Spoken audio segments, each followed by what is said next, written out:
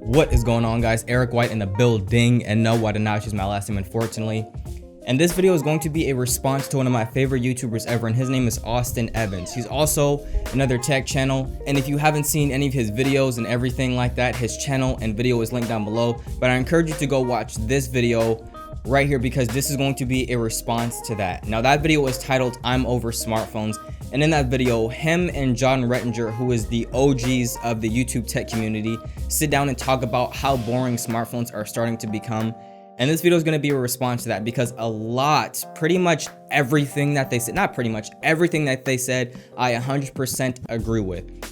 If you are the age that I am, I'm 21 years old, and I've been around for a pretty decent amount of time, especially with the technological advances and the technology just overflow of information that we have right now, and specifically that avenue coming from the smartphone era.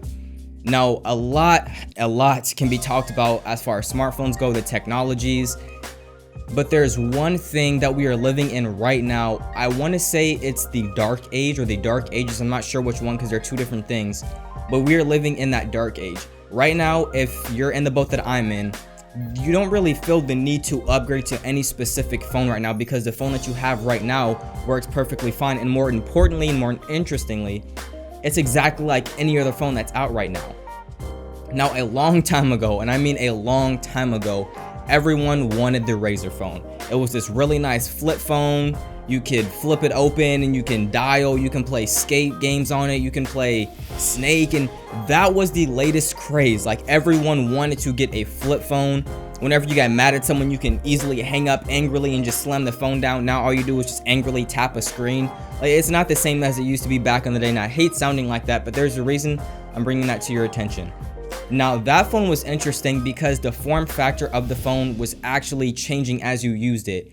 When you got a call, you can look at it, you can see the time, you can see everything on it. You flip it, you answer it, you dial. Like, it was extremely practical. There wasn't too many features, but it was extremely useful. Now we haven't advanced too far past that. In fact, the only thing that we've really removed from the smartphone is the ability to flip the phone. And we're not talking about the Galaxy Fold, we'll get to that in a little bit. But there hasn't been any huge kind of leap in the technology since then. Now, here's what I'm not saying. We have made a lot of advancements as far as connectivity goes, the internet, calling, the broadband, just everything like that. That has improved. The technology as far as how fast and efficient and the power that we have in our phones to be able to edit videos, edit photos, and do all that type of thing. The screens have gotten significantly better since then, but there hasn't been, we sort of reached this spot where it's not really necessary to go anywhere else with our phones. And like I just mentioned right now, let's say you have an iPhone 8, for example, not the 8 Plus, just a regular 8.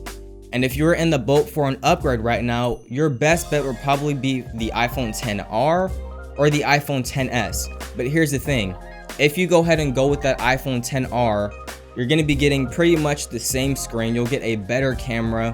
You'll get, that Face ID and everything like that, but are you really upgrading? I mean, is there really any genuine technological advancement in that phone that makes you say, I desperately need that? And I feel like we've kind of lost that. Now, going back in time once again, if we go back to that iPhone era, when they first released the iPhone, the regular iPhone that only had 8 gigabytes of storage, which would be ridiculous right now, that would fill up in a day for me, you would realize how amazing that technology was. That was when smartphones and everyone was like, okay, we need to focus everything we have onto making the smartphone as the best that it could possibly be.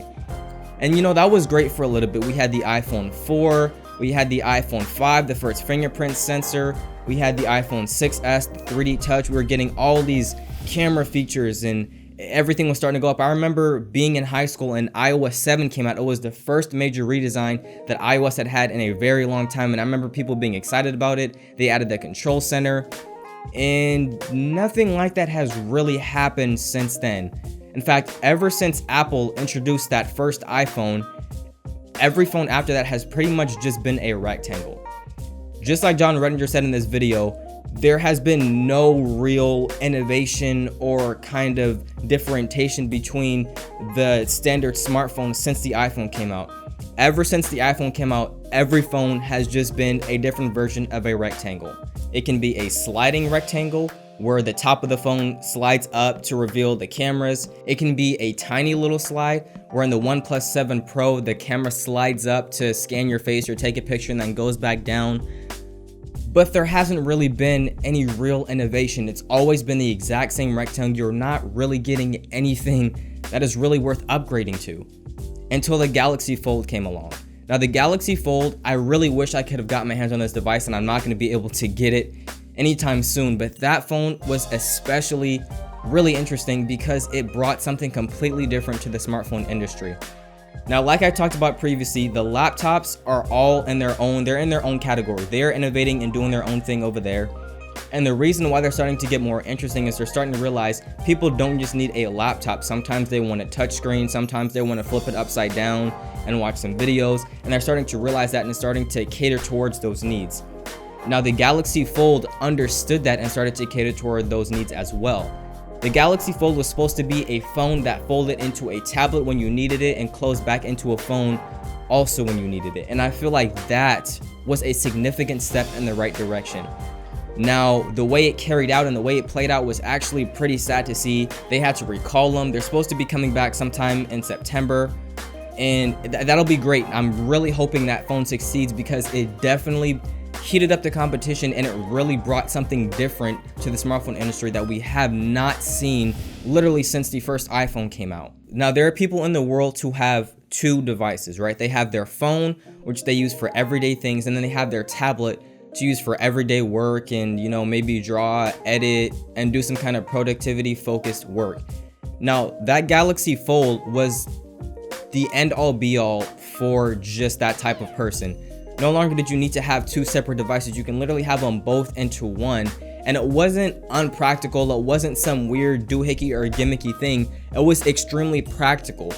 You literally had your phone on the front, everything you needed immediately. You can go on there, figure it out, do it just like that. As soon as you opened it, you have that free range of space. You have all that space to do whatever you needed to do. You can have 10 apps running at the same time. You can have your calculator out, looking on the internet for jobs. You can be on YouTube watching a video on how to, like, there's so many different things that you can do, and it was extremely practical because it brought all those together in a cohesive way. And with it being gone so soon and it not being able to succeed as much as I wanted it to and other people wanted it to, it's kind of sad that we're now stuck in this. Now, it will come back soon. It will come back in September, and hopefully it'll be a lot better functioning then.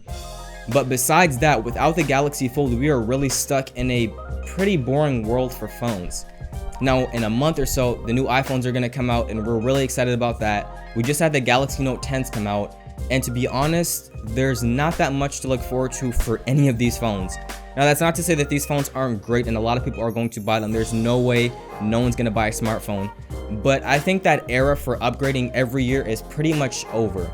I mean, if you look online, every single video that you will see it comparing it to that previous year and asking that same question, is it worth the upgrade if you have last year's model? And almost always, literally for the past 4 or 5 years, almost always the answer has always been no. If you have the iPhone 8, don't upgrade to the iPhone 10. If you have the iPhone 10, definitely don't upgrade to the iPhone XS. If you have the iPhone 7, don't upgrade to the iPhone 8. Like, there's so many, the list can go on. If you have the Samsung Galaxy S10 right now, do not upgrade to that Samsung Galaxy Note 10. If you have the Samsung, I can go on and on and on. The point is, there's not innovation. There's not really anything exciting. There's no new feature for any smartphones coming out, and it's really starting to hinder the growth of these smartphone companies and bore us because we have nothing interesting to look forward to in a smartphone.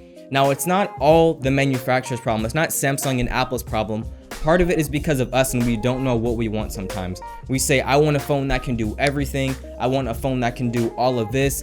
And then as soon as we get it, and we're completely underwhelmed by it. I mean, look at the Samsung Galaxy S10. That phone has everything that you could possibly want. And we can go back and talk about the Samsung Galaxy S9. You know, that phone with the variable aperture and everything like that. It was pretty much similar to the S8, as the S8 was their significant redesign and the phone in it of itself. But that S9 was sort of the perfect phone for everyone that no one bought. The sales for the Galaxy S9 were not good at all. No one bought it, and it wasn't because the phone wasn't good. The phone had everything that you could possibly want. It had a great battery if you got the S9 Plus. It had a great screen. It's the Samsung screen. It still had the headphone jack at that time. It literally had everything you want, but no one bought it. Mainly because there was no advancement from the S8, but still, it was a phone that pretty much marked every box that you would want for a smartphone. And the iPhones, I'm not sure if I can say that it ticks those boxes, but Apple has sort of fallen into their own thing where they used to be able to present new technologies, new information, and we didn't know we wanted it, and that's why we wanted it. But now customers are starting to get a lot more smart. They're starting to understand a lot more things and starting to realize, why in the world am I paying way more if I'm getting way less? I'm not getting a headphone jack. I'm debatably getting a smaller screen. I'm not getting, expandable storage, and the list can go on. But they're starting to realize that, and they're starting to figure out, hey, we have to figure out something. We have to do something because people are not buying our smartphones like they used to. And to end this all off, I remember back in the days when the BlackBerry first came out. My mom loved that phone. She had that thing until you couldn't even see the letters anymore. And I remember that being so exciting for the smartphone era. I'm not sure what year that was, but that was one of the most exciting times to be alive, was when BlackBerry was coming out. Sadly, BlackBerry kind of fell off too. They don't really make phones anymore. The BlackBerry Key 1, I think that's the name of it, kind of fell off. It wasn't that successful, and I think they've just stopped making smartphones altogether. But BlackBerry used to be the pinnacle of what a smartphone was. It had a touch screen, and some of the phones, it still had the keyboard at the bottom. And now we really don't see that anymore. Every phone that's going to come out from now until I have no idea when is going to be the same iteration of the same rectangle. But the question is, what exactly can we do about it? And sadly, I don't have the answer. But that is all I got for you guys on this fine afternoon. Hopefully you guys liked the video. If you did, click that like button, turn it blue. If you guys are new, click the sub button, join Innovation Nation. And just like always, I will see you guys in the next one.